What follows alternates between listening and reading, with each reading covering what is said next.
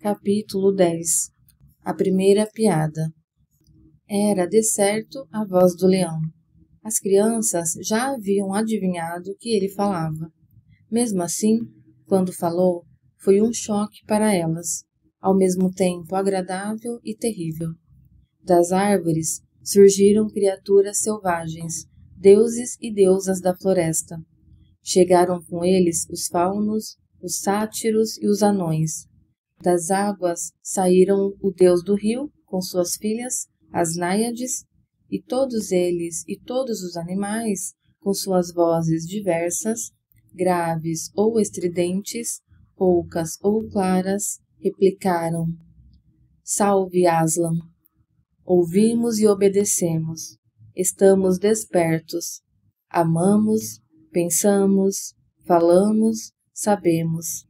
Mas, com licença, ainda não sabemos muito, falou uma voz nasal e bufante. As crianças levaram um susto, pois fora o próprio Morango que falara. Formidável, o velho Morango! Exclamou Polly. Estou feliz de saber que ele também foi escolhido para ser um animal falante. E o cocheiro, que estava então ao lado das crianças, disse: Macacos me mordam. Sempre falei que aquele cavalo tinha muita inteligência. Sempre. A voz forte e feliz de Aslan ressoou. Criaturas, eu lhes dou a si mesmas. Dou-lhes para sempre esta terra de Nárnia. Entrego-lhes as matas, os frutos e os rios. Entrego-lhes as estrelas e entrego-lhes a mim mesmo. Seus também são os animais mudos.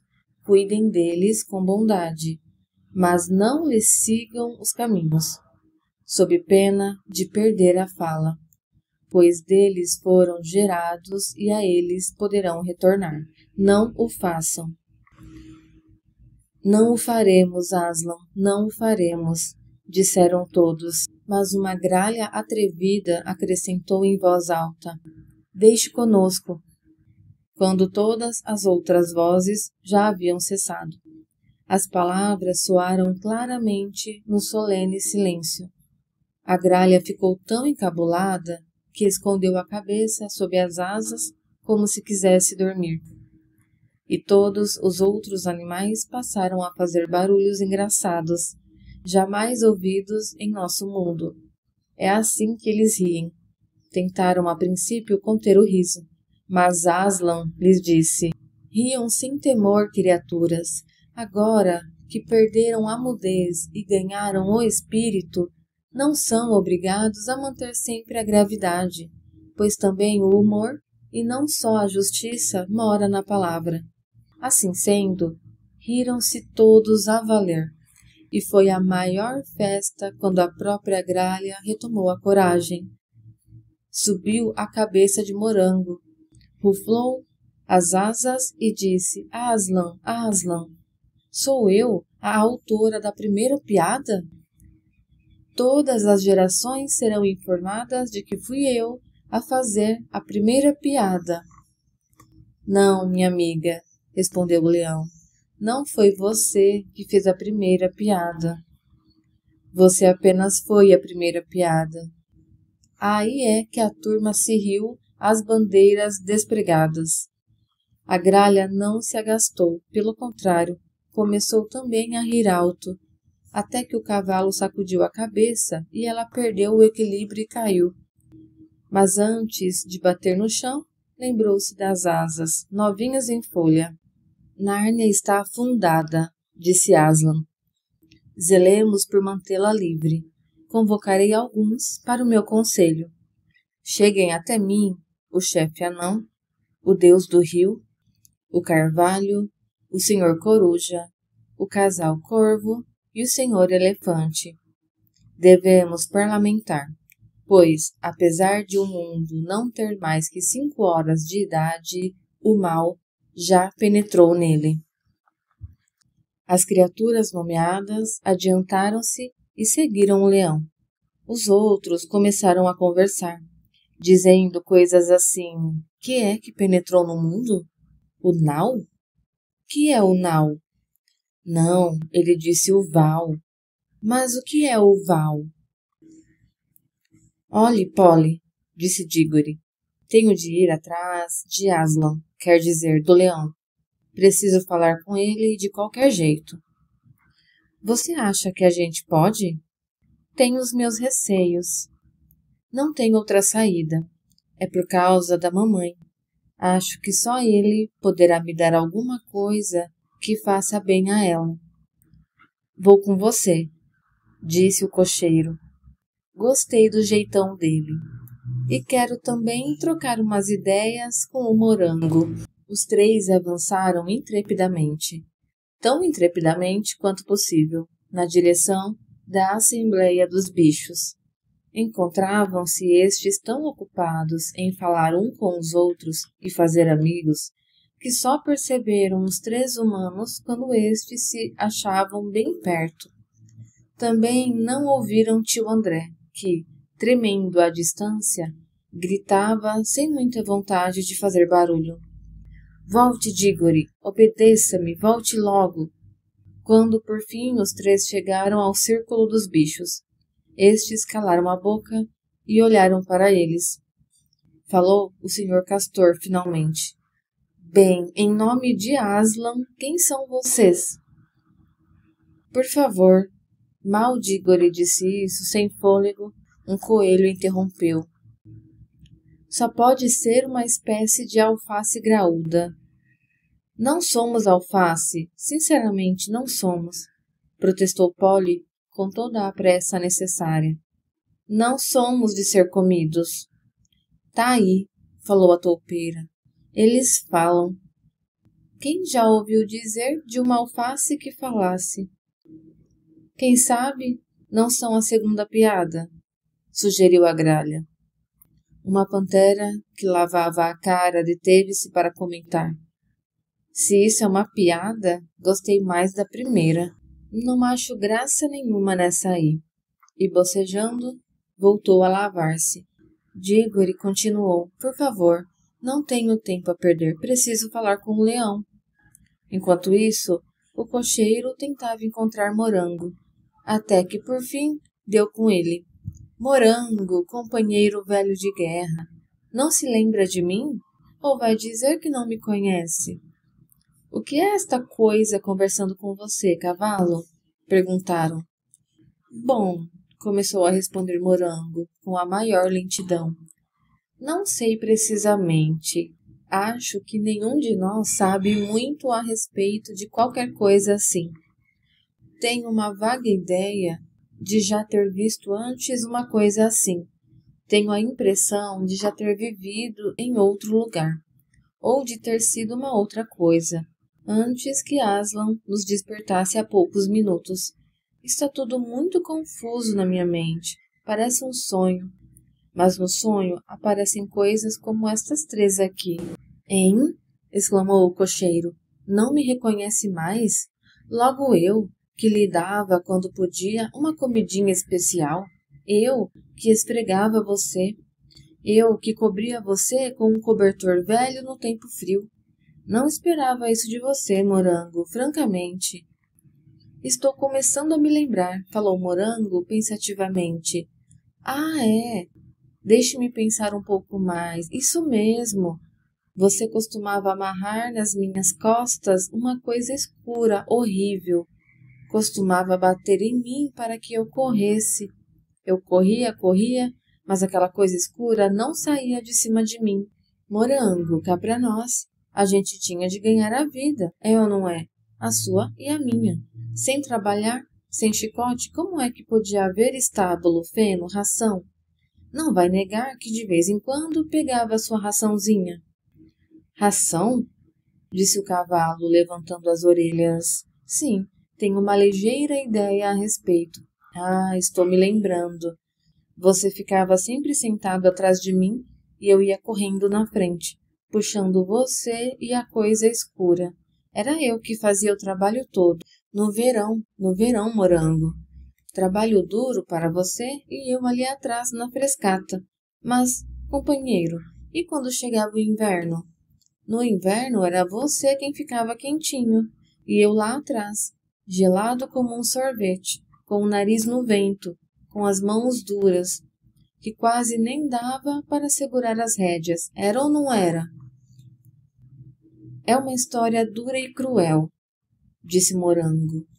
Não havia relva no caminho, tudo pedra. Verdade, pura verdade, companheiro. Que mundo duro aquele! Sempre falei que aqueles pedregulhos eram de matar o meu cavalo. Londres é dura. Eu também não gostava nem um pouco.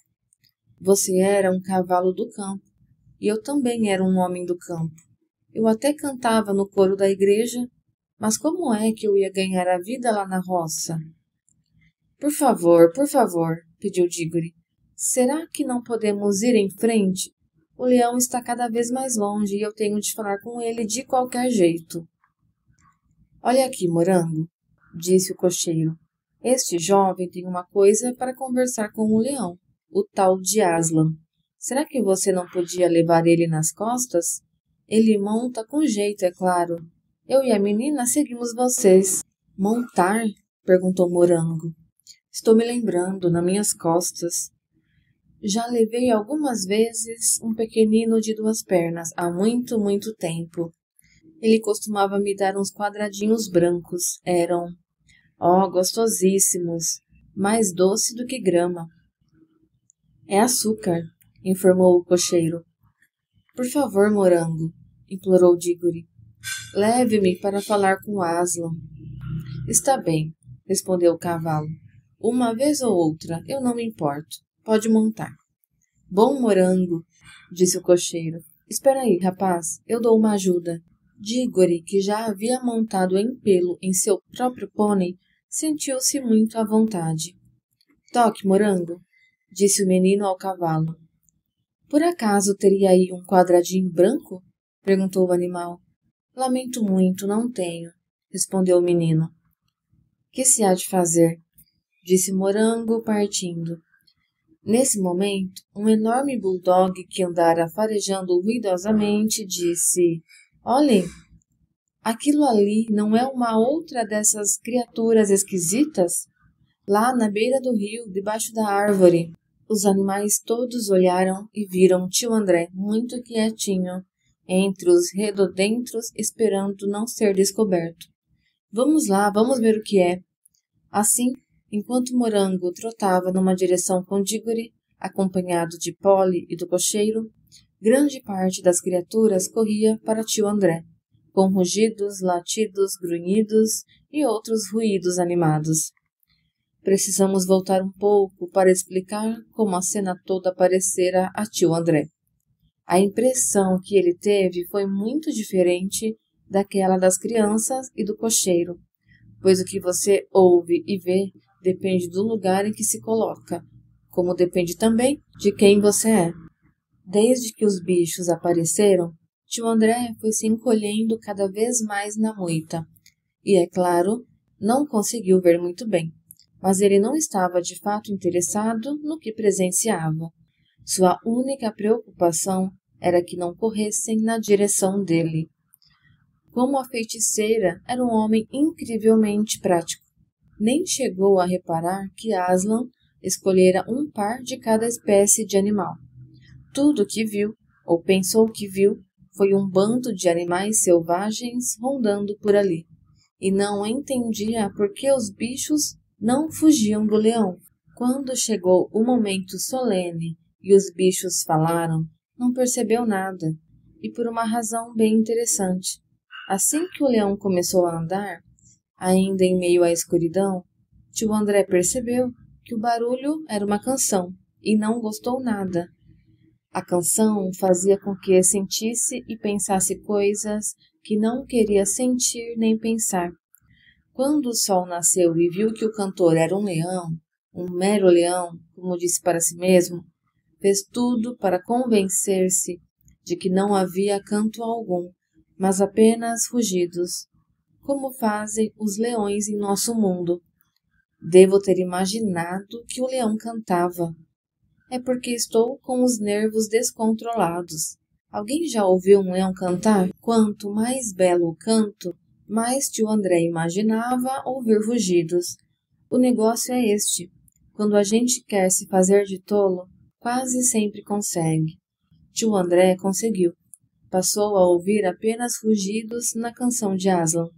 Mesmo que quisesse voltar atrás, já era tarde. Quando, afinal, o leão falou e disse: Nárnia, desperte, o tio não ouviu palavras, ouviu somente um rosnado. Quando os bichos responderam, ouviu latidos, uivos, urros, miados. Quando caíram na risada, bem, você pode imaginar. Esse foi o pior momento para tio André. Aquela zoeira infernal de feras sanguinárias e esfomeadas. Depois, para arrematar-lhe a raiva e o terror, viu os outros 3 seres humanos se encontrarem na maior calma com os outros animais. Imbecis, falou para si mesmo. As feras vão comer os anéis junto com as crianças e nunca mais poderei voltar para casa. Mas que menino egoísta este Dícore! E os outros são da mesma laia. Se querem morrer, o problema é deles. Mas e eu? Será que não pensam nisso? Ninguém se lembra de mim. Por fim, quando um bando de bichos veio correndo para o lado dele, tio André virou as costas e também saiu em disparada. E agora podemos todos verificar que, de fato, o ar do mundo jovem fizera muito bem ao velho. Em Londres já era velho demais para dar uma corridinha. Em Nárnia, correu a uma velocidade que daria para bater todos os recordes de corridas de 100 metros. Era de ver a aba do casacão revoando ao vento. É claro que a velocidade de nada lhe valia. Muitos dos animais eram mais rápidos. Pela primeira vez na vida, corriam e estavam doidos para exercitar os músculos. Corre, corre, gritavam. Deve ser o Val. Vamos cercar o Val, depressa, agarra. Em poucos instantes, alguns lhe tomaram a dianteira, fechando-lhe o caminho. Outros o acuaram pela retaguarda. Por todos os lados, tio André via o terror. Chifres de enormes alces e o carão imenso de um elefante sobrepunham-se à frente. Ursos muito sérios fugiam atrás. Leopardos de olhar frio e panteras de feições sarcásticas, como imaginou, miravam-no, agitando as caudas. O que mais o abatia era o grande número de bocas escancaradas. Os animais ofegavam. Para ele, no entanto, era fome. Tio André pôs-se a tremer. Jamais gostara de animais, dos quais, em geral, sentia medo. Além disso, anos de experiências cruéis com os bichos só fizeram com que mais os temesse e odiasse. Bem, senhor Coisa, disse o Bulldog, com seu jeito de homem de negócios. Responda-me. Você é animal, vegetal ou mineral? Foi o que ele disse, na realidade, mas o que tio André ouviu foi um grunhido.